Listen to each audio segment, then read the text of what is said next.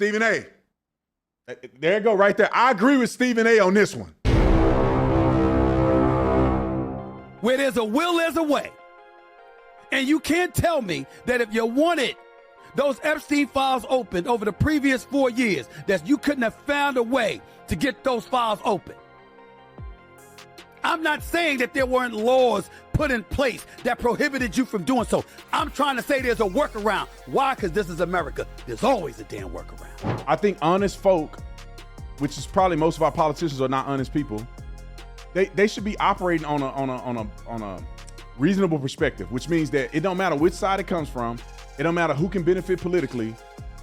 We should be advocating for victims to be taken care of and justice for them on both sides. And if there's justice to be had, both parties should come together to make sure that this is possible. Like, subscribe to the channel, hit the bell to get notifications anytime I go live. Make sure you like my Espanol channel. It's all linked to this main channel. And make sure you also like our show channel, The Tatum Show. Make sure you like and subscribe to that channel. Let's get into this. All right, Stephen A. Smith, like always, I think he say profound things, to be honest. And I love that Stephen A. Smith has come across the creek, because at first he wasn't like that. And then he's now coming across. And I think that a lot of other people in his position doing sports, black folks, they see his courage and they like, I believe the same thing Stephen A. Maybe I should say something. Let's pull him up on the screen and roll it. Now, I know I made news and everybody was saying I didn't know what I was talking about when I was saying, why didn't the Democrats open the Epstein files? I understood. And I didn't mean to imply that Joe Biden could just snap his fingers and open it.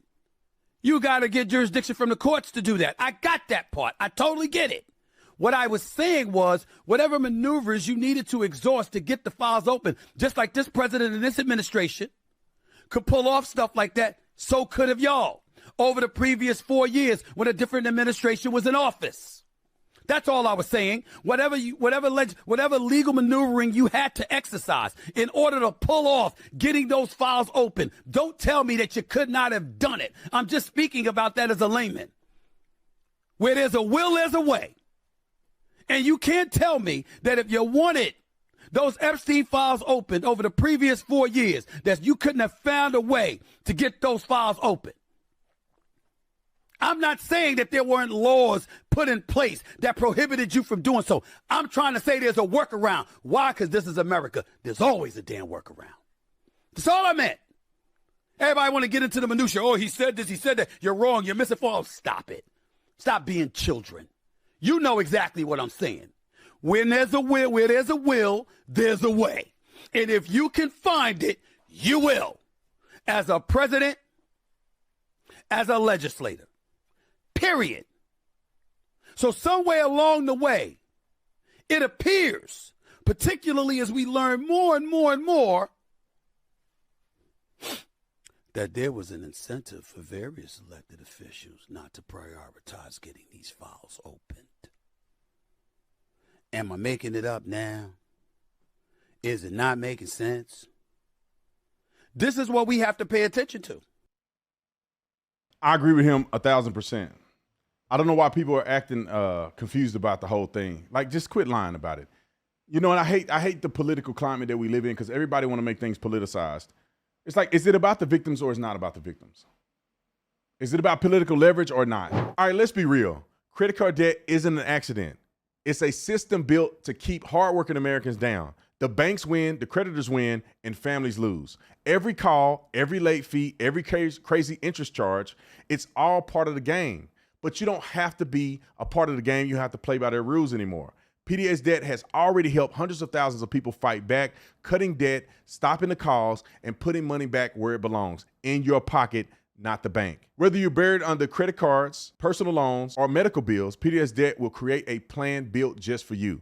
There's no minimum credit score, no judgment, just real help that gets results. They've got an A+ rating with the Better Business Bureau, thousands of 5-star reviews, and a track record that proves that they get the job done. And I'll tell you straight, if I needed help getting out of debt, they are exactly the people that I call. PDS Debt understands your specific scenarios and will help provide alternative solutions to become debt-free.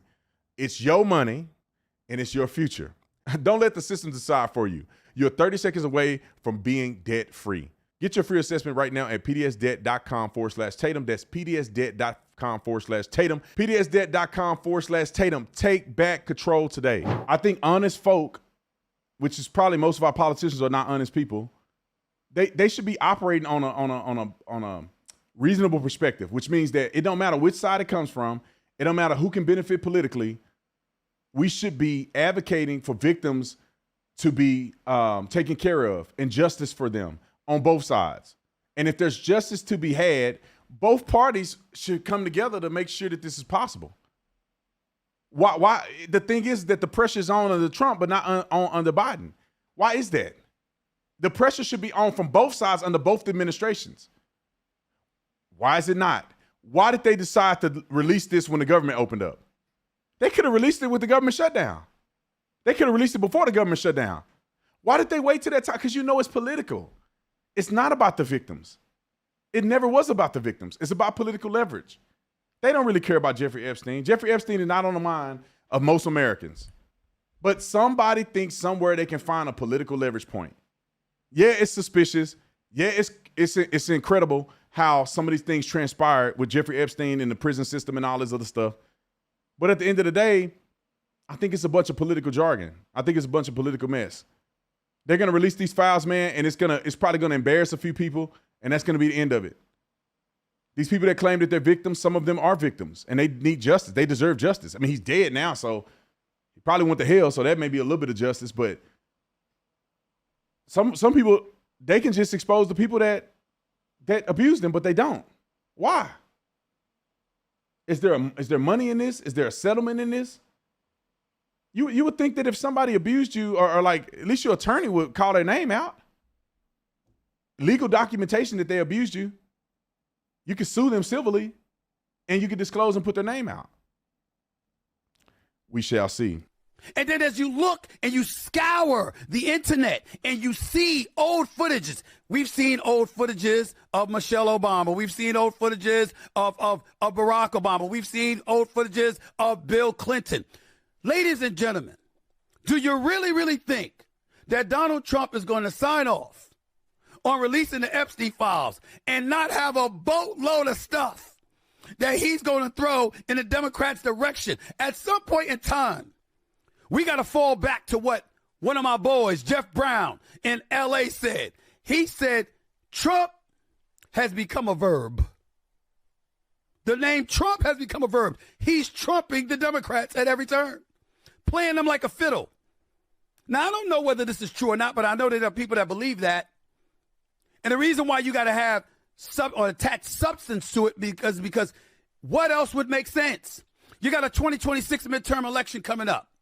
You think Donald Trump's going to do something to harm himself and damage or compromise his legacy with what he's trying to get done, whatever that may be? You think he's going to do that? He's not going to do that. If he does it, it's going to be, hey, it's because of them. All right, I want to go to Scott Jennings real quick. And then maybe we'll save Mamdani for tomorrow. Let's go to Scott Jennings real quick. Low IQ Scott. What Scott Jennings said was low IQ to somebody else. And then they try to make it a race thing. You know, the funny thing is, and white people can't not be on CNN or in societies with black folks. But they try to create a situation where white people can't really criticize black people the way black people criticize white people. They create an environment like that. So that means that if Scott Jennings was a black dude and he said the exact same thing he said, it'd be very hard pressed for them to say the things to him. But since he's white, they got this worked in victim thing where if he say anything to somebody that they don't like and they can't beat him in an argument, they got to say he's a racist. Roll the clip. Scott, you keep saying, well, he didn't do anything. There's no indication of criminality. If that's true, he should be elated that we're putting these things out. If that's true, it is true. Can you name any evidence? I would like to see the evidence. What I'm saying is... You think after 10 years of public life, you wouldn't know it already? No, I don't. That's exactly the point. Oh, my goodness. Scott, this is an IQ test. Don't fail it. Come on, man. Scott, 10 years Donald Trump has been in public life. That's embarrassing. Scott, it is an IQ test. I mean, for 10 years, we haven't heard any names. So you really think that no one's involved? No, obviously. Larry Summers was involved. Stacey Plaskett was involved. There's all kinds of people involved with Jeffrey Epstein. If someone was... Just real quick, I just want to bring it back to something that just happened. I want y'all to understand this, right? Yeah, y'all catch that? We're going to play that again for y'all. I want you to catch this real quick. Scott Jennings said, this is an IQ test, don't fail it. The host said, that's right, this is an IQ test, right?